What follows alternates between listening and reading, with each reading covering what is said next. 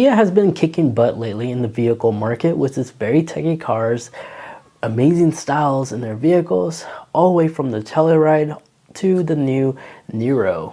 Kia has been easily delivering some amazing looking cars, and the Kia Sportage is also a good looking crossover SUV with its nice DRLs with these boomerang style lights. Especially when you compare it against the previous generation, the evolution is breathtaking. This is the 2023 Kia Sportage, and I've been daily driving it for a whole week now, and I must say, I've been amazed. It averaged 40 miles per gallon in city and highway, and being a plug-in hybrid, it makes it an incredible option for those who do short commutes. You could drive it in full EV mode, and you get up to 30 miles of range, all while still having amped amount of cargo space and comfort for all your passengers. The doors are full doors, making it convenient in snowy environments as they'll prevent mud and other muddy, snowy debris from building up right here over time. All-wheel drive is standard, providing more ground clearance even during the most challenging terrain.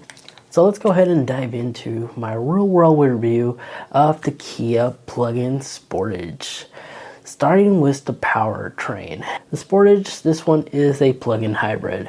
It's the X-Line Prestige, which comes with a 1.6 liter 4-cylinder turbocharged engine with a battery capacity up to 13 kilowatts, delivering a combination of 261 horsepower and 258 pound-feet of torque. This drivetrain allows this vehicle to achieve a 0-60 time of 7.1. as reported by Motor Trend. In my opinion, this acceleration is ideal for daily use, but may not be the best for passing slow traffic, as the throttle isn't very responsive, but after all, this is an economy car. Even in sport mode, the car offers other different driving modes such as Sport, Eco, and Smart mode, which allows the vehicle to detect what mode is appropriate for the driving terrain. And of course, you have full EV mode you can access right here. Additionally, the all-wheel drive does offer a locking differential, which is kind of nifty and handy, something you don't really see in plug-in vehicles. The Sportage also comes with a remotely accessed tailgate, and the back seats can be placed flat for additional storage. The back seats do include a USB-C port, air vents, luxury seat designs. Then the driver's side features Kia's latest 12.3-inch dual panoramic display, providing a lot of additional real estate space for running navigation and radio information. The display cluster includes blind spot monitoring and a clear full 360 camera all around, making this vehicle extremely easy to park in tight situations. The Sportage comes with Kia Advanced Remote Start Parking Assist, allowing you to remotely command the car to park in or out of tight spots. At night, the Sportage does shine with some very bright LED headlights, fog lamps, and tail lights, ensuring the best visibility and safety. Finally, let's talk about the cool tech of this car and some tips and tricks I've discovered for owners. So here's the UI of the Kia infotainment system. This is something we should already be familiar with because we've seen this like UI across all the other Kia models out there. But it's not a bad system to be using universal because the EV6 also had this, and I really do like it because let's say for example we launched radio, we tap this little arrow icon, we can actually have two sources of information at once. But since we are using an EV, of course, we have the EV information right here of the remaining battery and such. And a thing I want to highlight revolving around this is if you actually go into the home menu and tap on PHEV, here you can actually see like your status of the plug-in. You can monitor the regen, see everything on live while you're driving, what's receiving power from the battery plus the engine, all that good stuff. But there is a 20% buffer I noticed because right now we have 14% charge on our battery, but we have 0 EV range. Even though this vehicle is advertised to be able to receive 34 miles under a single charge in EV mode, realistically it's just 30 miles because there's a 20% buffer I noticed was the battery. But this allows you to utilize this battery as a true hybrid. So no matter what, the battery will still continue to have juice, but over 20% is when you can actually use this vehicle in full EV mode, because if I tap on EV mode right here, it's just going to tell me that low battery, maintaining hybrid mode.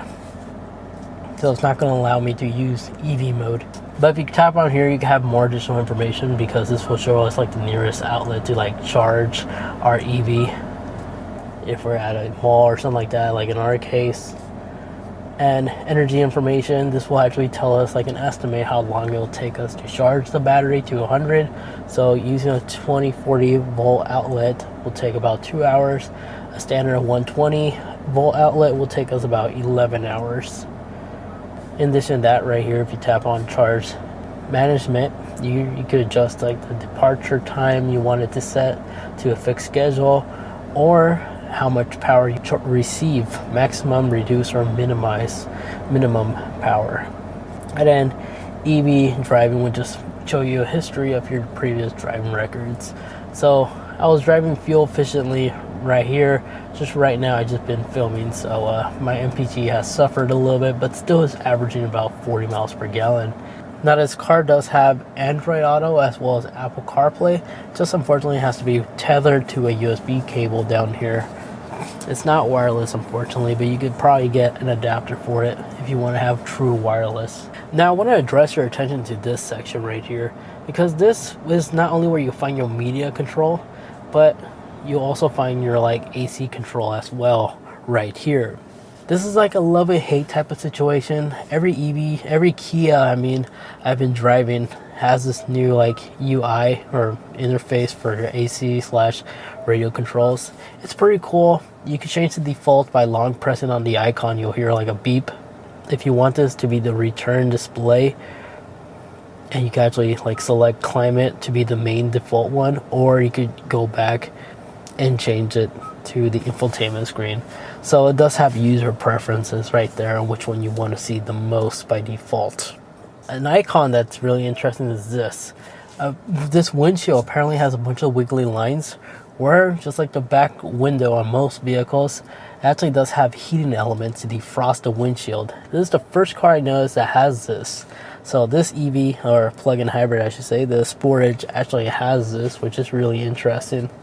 But aside from that, everything is pretty much identical. It does have heated and ventilated seats for the driver and passenger sides, but you do have heated steering wheel as well for the Kia. Now, since we're still covering about this section right here, the star icon can be programmed to do other things. To actually go ahead and do this, you just go into your settings and tap buttons.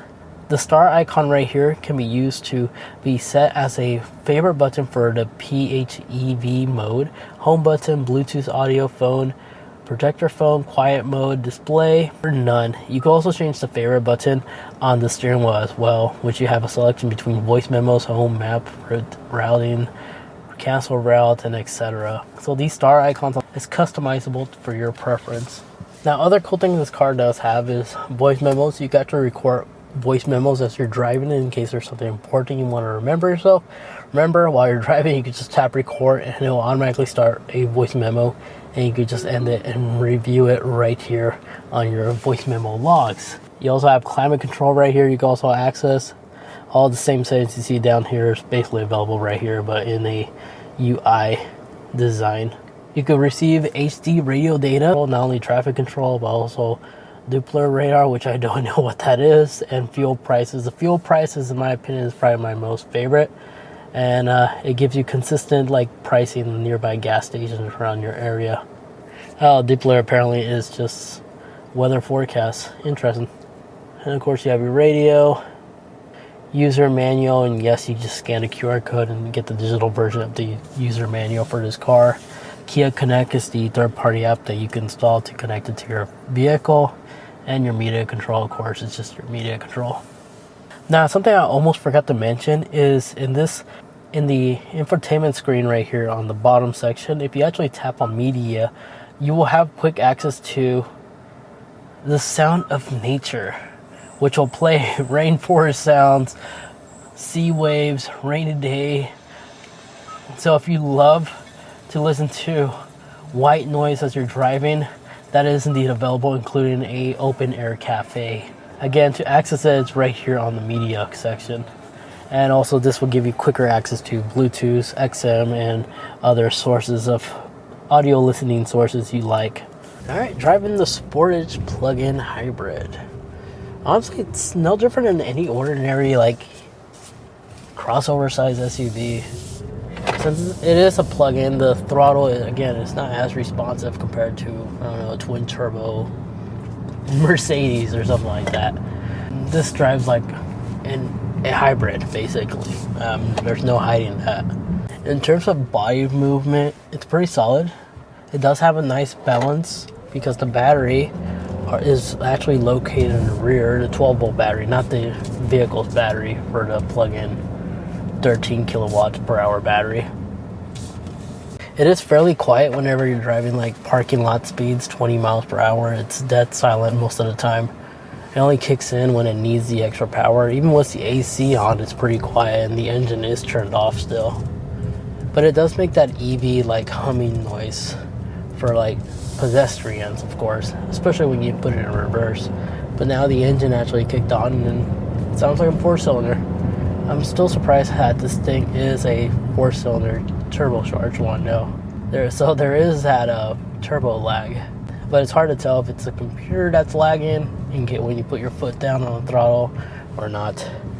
But it does offer premium pedals, I noticed, for a economic car. Normally you get like plastic pedals. This one actually has like brushed aluminum, which looks nice.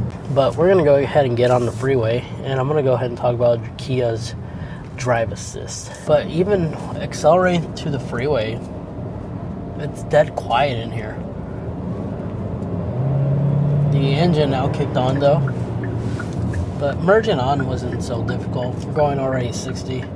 Now Kia driving assist does it differently compared to other manufacturers because it's so well integrated. It's just like cruise control typically would be. Like you literally tap on the icon right here for the steering wheel assist. Steering wheel icon turns green on the wheel, and now the vehicle is now assisting you on the turns and making sure you're in the line, dead center in the lane. And then if you like to decrease or increase the gap in front with the vehicle in front of you, you literally tap on the gap icon right here with the car with all the lines. But you need to turn on the cruise control first for it to activate. And then here's where you can actually go ahead and toggle the distance you want with the vehicle in front of you. So I'm going to go ahead and activate cruise control and select the speed that I want. And then just let go of the wheel. So long as all the icons, the HDA, as well as the steering wheel icon is green, the vehicle is doing it. And I'm not sure if this is like weight assisted on the wheel, or is this the system that requires you to have your eyes on the road. So we're about to find out. But right now the vehicle is indeed driving itself. But of course, always be prepared to take control of the vehicle in case it does something weird. It's not full self-driving. There's no such things of it yet, Tesla. This is a great way to relax on those long, very long road trips where you can mentally still be awake and active on the surrounding vehicles around you, but don't have to think about too much on like maintaining speed as well as distance with the vehicle in front of you. Let the car take control of that. But we're traveling at 66 miles per hour and the car is doing just fine. It's driving extremely confidently. I only recommend using this on the freeway because this is not intentionally designed to be used in city roads, of course. Again, this is more like an advanced cruise control. But so far, I haven't yet had to put my hands on the wheel or anything like that. I've just been solely focusing on the road and the car has been doing everything. Let's see how long this lasts. Well, there was a debris on the road, and the auto steer didn't do anything. I did move them myself, but it sounds like the wheel got hit. It's like a plastic bucket. Not a big bucket, but like a dismantled bucket. So I'm not sure if this is the hands detection, though, because I'm applying literally no weight on the steering wheel, and it's still keeping straight. And I've been trying to like take my eyes off the road, and it's not indicating anything. So yeah, good autopilot system, just it doesn't look like it has safety regulations. Oh wait, now we got the keep hands on the wheel icon. So it is to keep hands on the wheel one. Just the time duration is really long. In conclusion, the 2023 Kia Sport plug-in hybrid offers a remarkable combination of style, technology, and eco-friendliness. With its impressive fuel economy and the ability to drive in full EV mode, it's a fantastic option for daily commutes and reducing carbon emissions. Spacious interior, smart storage solution, and comfortable seating ensures a pleasurable driving experience for both driver and passenger. Whether you're seeking for a practical crossover SUV or a greener option, the Kia Sportage plug-in hybrid delivers on both. It has an impressive powertrain, integrated engineering, and thoughtful features, making it a standout choice in class. Now, let me hear from you. What do you think about the Kia Sportage? If you actually went ahead and picked one up, or what other vehicle you have in mind that the Kia Sportage will actually compete against. For me personally, it's really hard. The next car I could think of that could actually compete against this is the Hyundai Tucson, even Kia's very own Kia Niro, which I actually go ahead and review. So if you'd like to find out more about that vehicle, you can go ahead and watch it right over there. Aside from that, there you guys have it. Hope you guys enjoyed. If you did, like, subscribe, and I'll catch you guys in the next one. See ya.